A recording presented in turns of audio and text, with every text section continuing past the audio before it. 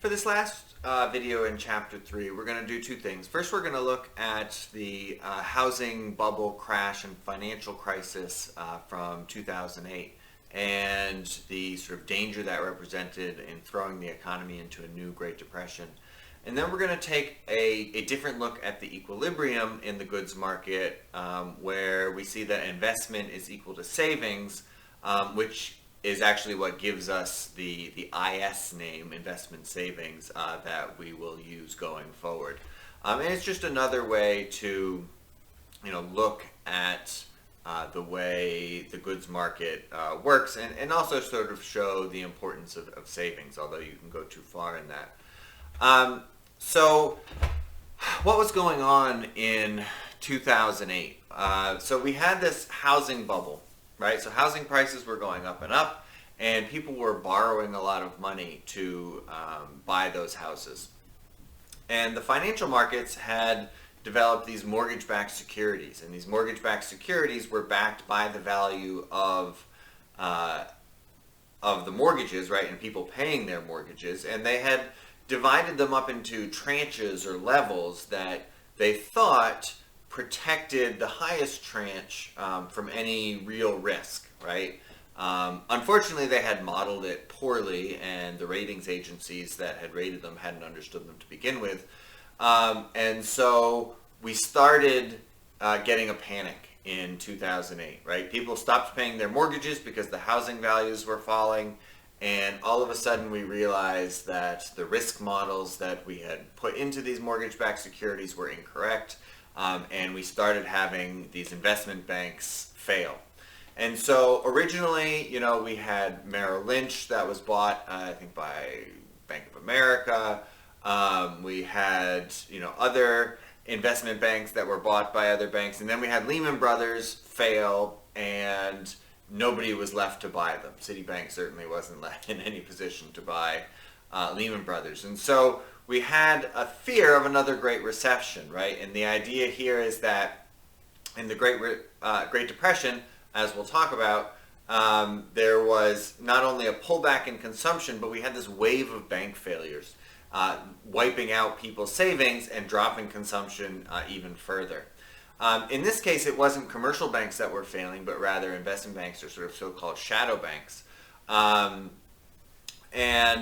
But consumption did fall, right? There was definitely a big shift in consumer confidence, and we had a big fall in consumption. And so the interesting thing about consumption spending is that, some consumption spending you have to do, right? You have to eat, so you spend money on food, you spend money on things that you need to survive. You might cut back, right? And as we can see, this red line of consumption spending in 2008 sort of dropped slowly but only about 3 to 4%, whereas the consumption of durable goods dropped by 10%. And so what are durable goods? Well, durable goods are things like cars, washing machines, refrigerators, things that are expected to last usually more than 3 years. And the interesting thing is that disposable income really didn't fall until, the financial crisis really got going, and then still had only fallen by sort of 2 to 3%, but the consumption of durable goods had already fallen, which was sort of one of the main causes. And so, this just shows the Google search volume for the Great Depression from January 2008 to September 2009, where, it's everybody's fine, and then whoops, Lehman Brothers fails, and we're all interested in the Great Depression again.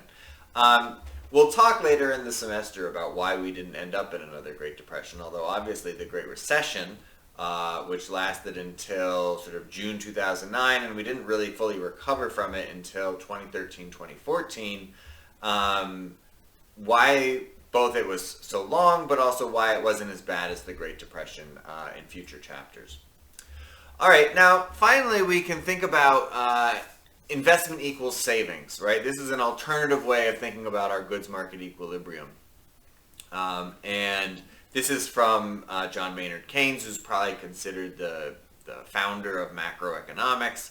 in his book, The General Theory of Employment, Interest, and Money, which he published in 1936, in the depths of the Great Depression, right? He's trying to understand what's happening with the Great Depression and try to offer policy solutions that would help get us out of the Great Depression. So first we need to define a couple things. So private savings is just disposable income minus consumption.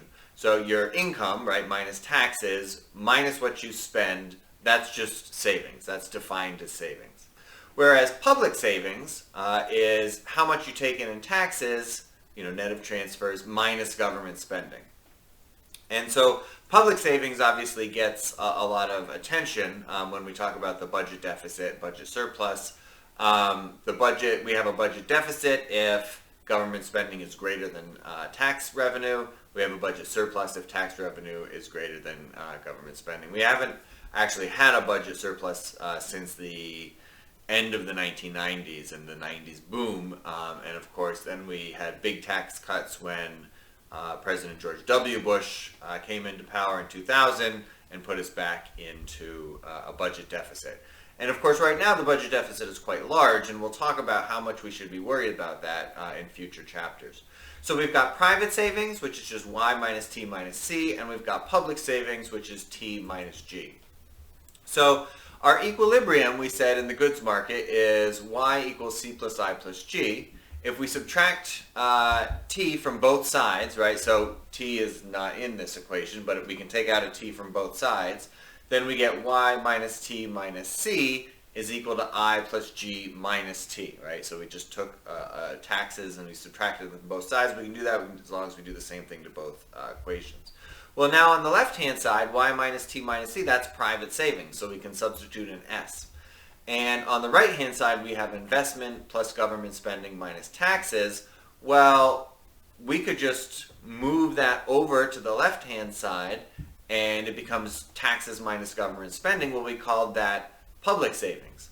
And so we get equation 3.10, which is just that investment is equal to private savings plus public savings. And this is the IS relationship, or investment equals savings. And really, it's just another way of looking at equilibrium in the goods markets. It's exactly the same because we started with the same equation, right? Y equals C plus I plus G. The key, obviously, is that this is still a simplified version of reality. And one of the interesting things about the United States over the last 30, 40 years is that private savings has been pretty low. Public savings has been negative. So how come we've been able to invest so much? Well, the thing that we've left out here is the open economy, right? And so we've actually had a lot of foreign investment come into the United States, and that's really the way that a lot of investment has taken place. So we have two sides of the same equilibrium coin. We have production equals demand, meaning Y equals C plus I plus G, or investment I equals private savings S plus public savings T minus G. It's the same way, just this two different ways of looking at the same thing. We can also sort of derive equation 3.8 using 3.10, right? So we can say S equals Y minus T minus C. We can plug in our equation for C, so we get Y minus T minus C0 minus C1 times Y minus T. Remember, these are minuses just because the negative sign distributes in. And if we rearrange the terms, then we get savings is equal to minus C0 plus 1 minus C1 times Y minus T, which remember is just disposable income. So we can also call 1 minus C1 the propensity to save, right? Remember, C1 is the propensity to consume. Well, if you get an extra dollar of income, you're either going to consume it or you're going to save it. So if C1 is your propensity to consume, say that's 0.8, then you spend 80 cents of every extra dollar and you save 20 cents, 1 minus C1, so that's the propensity to save. So if we say, all right, well, in equilibrium, I equals S, then we can say I equals private savings plus public savings minus C0 plus 1 minus C1 times Y minus T. That's our private savings that we just solved for in the previous slide, plus our public savings, T minus G. and we can just rearrange and solve for y. We get the exact same equation that we did before, where we have the multiplier 1 over 1 minus C1 times autonomous spending, C0 plus I bar plus G minus C1T. So this multiplier we can kind of think of two ways, right? We can think of it as being driven by the marginal propensity to consume, C1, or we can think of it as being driven by the marginal propensity to save, which is just 1 minus C1. But it's the same thing, so we don't have to worry about that too much. So one interesting thing that you probably remember from principles of macroeconomics is this idea of the paradox of savings. So, obviously saving is important for, an individual. You want to save for retirement, you want to save for a rainy day, you want to save to invest. But if everybody starts saving at once, that means demand goes down, that means production goes down, that means income goes down, and therefore we get a problem, right? So the idea here is, we can look at what happens in equilibrium, and S is not going to change, right? If I is fixed, then, S cannot change, and T or G did not change, then that's going to stay fixed. And so we get this, increase in desired savings, but income goes down, so that actual savings just stays the same.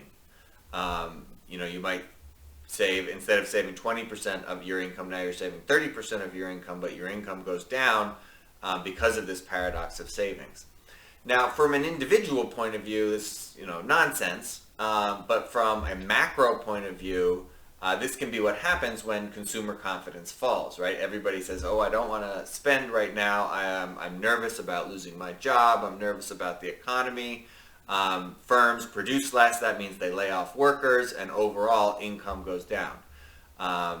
So even if an individual ends up saving more, overall in the economy, we won't end up saving more.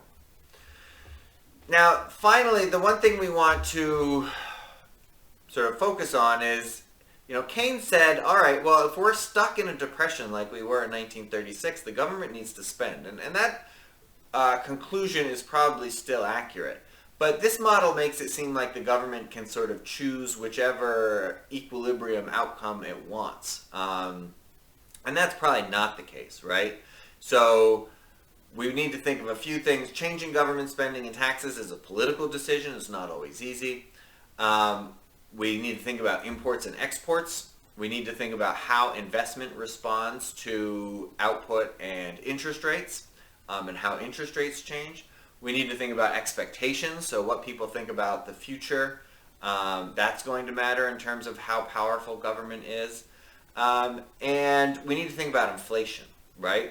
And with inflation, it could be that, if the government tries to, spend a lot and boost output, eventually all we'll get is higher inflation. And so we need to think about that as well.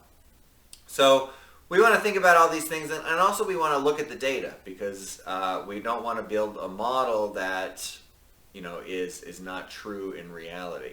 So I think the short run, answer here is that the government can be fairly powerful in the short run and in recessions, but it's not all that powerful in the medium run, and so it needs to not try to do too much sometimes.